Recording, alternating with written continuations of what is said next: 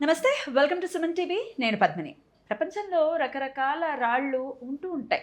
ఎన్నో రాళ్ళు రప్పలు ఉన్నాయి, కానీ కొన్నిటిని మాత్రమే జాతి రత్నాలు అని అంటూ ఉంటారు. ఆ జాతి రత్నాలని మనం ధారణ చేస్తే మన జీవితంలో ఎంతో అభివృద్ధిని మనం ఖచ్చితంగా చూడొచ్చు అని చెప్పడంలో ఎటువంటి అతిశయోక్తి లేదు. కానీ అసలైన రత్నం ధారణ చేస్తేనే దాని శక్తి మనకు అందుతుంది. మరి ఇంతకీ అసలైన రత్నం అనేది ఎక్కడ దొరుకుతుంది? ఏది అసలైన రత్నం అనేది మనకి తెలుస్తుంది అని అంటే ఖచ్చితంగా ఒక నమ్మకస్తుల దగ్గరికి వెళ్తే మనకి ఈజీగానే దొరికిపోతుంది. మరి మరి ఆ నమ్మకస్తులు ఎవరు అని అంటే నేను చెప్తాగా, ఉన్నారుగా.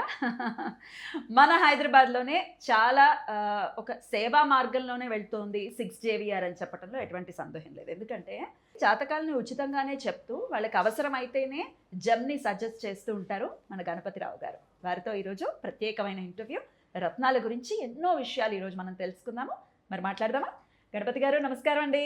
నమస్కారం సార్, నవగ్రహాలకి సంబంధించి ఏ గ్రహం గురించి భయపడినా భయపడకపోయినా శని గ్రహం గురించి మాత్రం ఖచ్చితంగా భయపడతారు.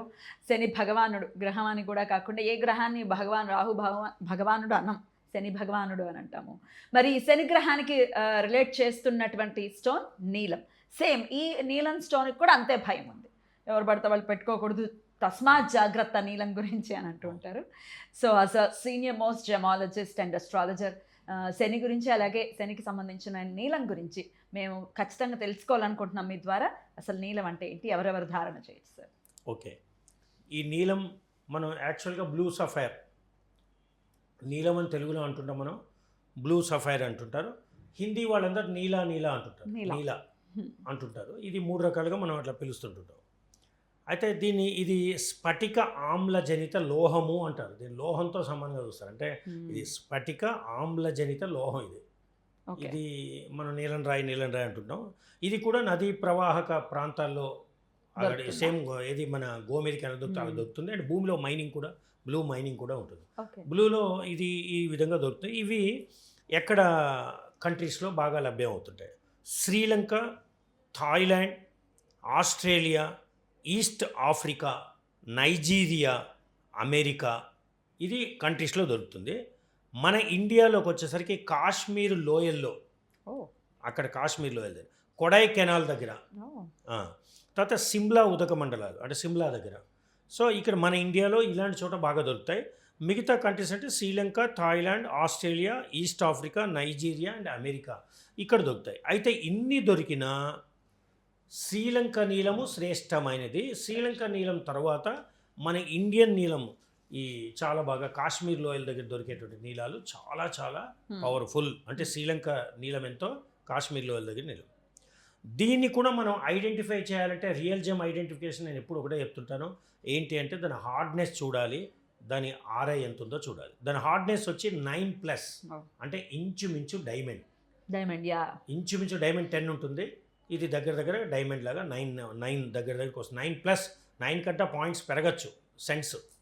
ఇది ఉంటుంది 3.99 దాని RIగా దాన్ని చూపిస్తూ ఉంటుంది. ఇది దాని యొక్క ఐడెంటిఫికేషన్ ఇట్లా ఉంటుంది. మరి ఇది ఎక్కడ దొరుకుతుంది, దాని హార్డ్నెస్ ఏంటి, దాని గ్రావిటీ ఏంటితో పాటు ఇప్పుడు దీంట్లో ఎన్ని రకాలుగా దొరకొచ్చండి అంటే దాదాపు ఒక 5 రకాలైతే రాళ్ళు అయితే దొరుకుతాయి ఈ నీళ్ళల్లో కూడా. ఒకటి ఇంద్రనీలము, ఇది చాలా డార్క్గా ఉంటుంది, పవర్ ఎక్కువగా ఉంటుంది, డార్క్గా ఉంటుంది. మయూర నీలము అంటే బ్లూ విత్ గ్రీన్, ఆకుపచ్చ నీలం, మయూర నీలము అంటుంటారు. నెమలికంఠ ఓసారి చూస్తే గ్రీన్, ఒక షేడ్లో గ్రీన్ కనిపిస్తూ ఉంటుంది. ఇది గ్రీన్ ఏమోనండి అంటుంటారు.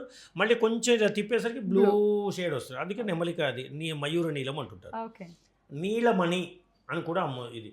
ఇప్పుడు ఇది ఎక్కువగా భూమిలో బాగా దొరుకుతుంటాయి. అందులో మన ఈ మన మహబూబ్ నగర్, నల్గొండ జిల్లాల దగ్గర కొన్ని మైన్స్లో ఇది పడ్డాయి నీలమణి. అంటే తవ్వితే చాలా దగ్గర, ఎంత దగ్గరికి పడ్డాయంటే జస్ట్ ఒక 5-6 గజాల లోతు తీయగానే పొరలు వెళ్ళిపోతున్నాయి.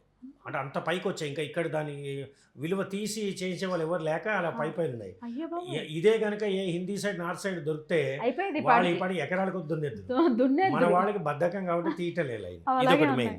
ఓకే, ఇది నీలమణి అనే రూపంలో దొరుకుతుంది.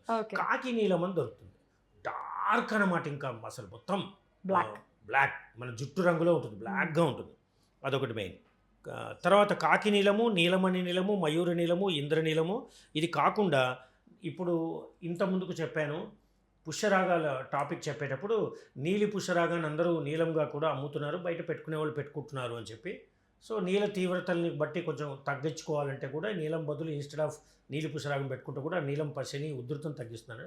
సో కాబట్టి ఈ ఎక్కువగా ఇవి కూడా మార్కెట్లో లభిస్తాయి, నీలి పుష్యరాగం, బట్ ఇది నీలం కాదు అని క్యాప్షన్. అంటే నీలం కాదు కానీ నీలం ఒరిజినల్ క్వాలిటీస్ అన్నీ ఉంటాయి దాంట్లో కూడా.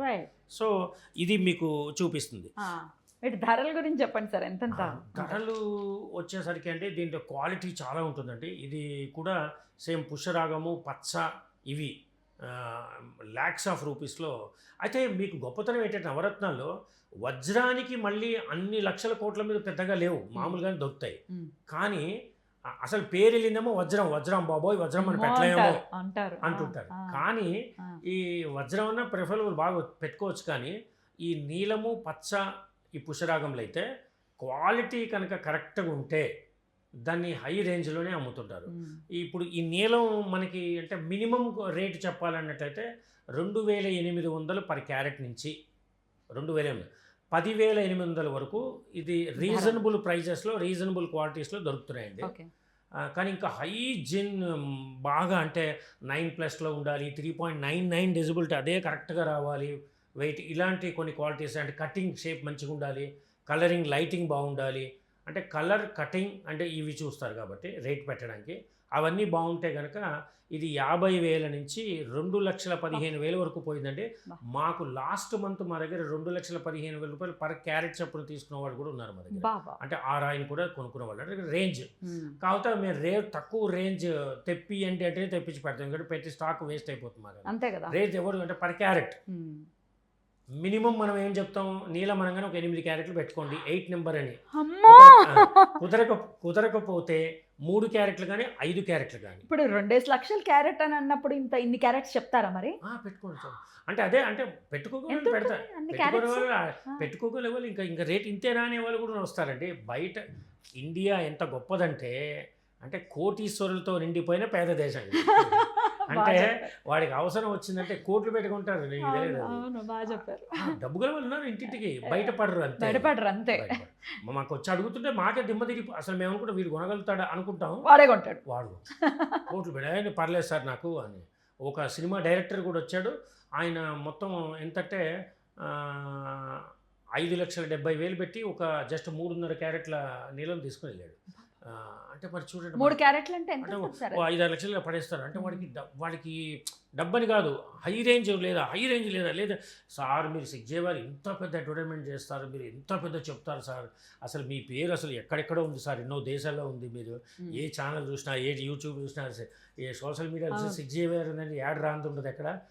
అంత పెట్టి మీరు లేదంటారేంటి సార్ అంటారు. అందుగురించి వాళ్ళ గురించైనా పెట్టాలి మేము, అర్థమైంది. ఎందుకంటే మీరు రెగ్యులర్ పోయే దాని మీద ఉన్న మోజు వాటి మీద ఎప్పుడో ఒకసారి పోయే దాని మీద ఉండదు కదా, అంతే. వాళ్ళు అలా పెట్టి మేము పెడతాం సార్ అంటే ఎవరెవరు పెట్టుకోవచ్చు, ఒకవేళ కర్మగాలి మేమే అది పెట్టండి అన్నాం అనుకో, అమ్మా అంతా సార్ అంటారు అనేవాళ్ళు ఉంటారు. అందుగురించి మేము నోరెత్తాం. వాళ్ళు అడిగి తెలుసుకున్నవాడు ఇంకా కావాలి లేదు నేను 5-6 చోట్ల తిరిగాను మీరు కాదంటే అప్పుడు చూసిన తర్వాత వాళ్ళు కళ్ళమ్మ నీళ్ళు పెట్టుకుని కరెక్ట్ సార్ మీరు బయటకంటే తక్కువే చెప్పారు సార్, మీ దగ్గర 5 లక్షలు కొన్నానంటే అది బయట 7 లక్షలు 10 లక్షలు ఉంటుంది, నేను కొన్నాను నమ్మకం మొత్తం అలా కొంటుంటారు. సో అలా ఉంటుంది. ఎవరెవరు పెట్టుకోవచ్చు. 8వ తారీఖు, 17వ తారీఖు, 26వ తారీఖులో పుట్టేటువంటి వాళ్ళు. 8వ తారీఖు, తర్వాత 17వ తారీఖు, 26వ తారీఖు. అట్లాగే పుష్యమి నక్షత్రం, అనురాధ నక్షత్రం, ఉత్తరాభాద్ర నక్షత్రం వాళ్ళు ఇది పెట్టుకుంటే వాళ్ళకి చాలా బాగా పని జరుగుతుంటుంది. అట్లాగే ఇప్పుడు శని పాపగ్రహంగా మనం తీసుకున్న పాపస్థానాల్లో ఉన్నప్పుడు బాగానే పనిచేసిన, లాభస్థానంలో ఉన్నప్పుడు కూడా బాగానే పనిచేస్తుంది. ఇది శని మాత్రం లాభంలో ఉంటే బ్రహ్మాండంగా పనిచేస్తుంది. అది బాగా అంటే రాజ్యస్థానంలో ఉంటే కొంచెం దెబ్బతీస్తుంది, కానీ ఈ మన 11th హౌస్లో ఉంటే కనుక వాడిని ప్రముఖ కోటీశ్వరుని చేస్తుంది, కుబేరుని చేస్తుంది, వాడు పట్టిందల్లా బంగారం అవుతుంది.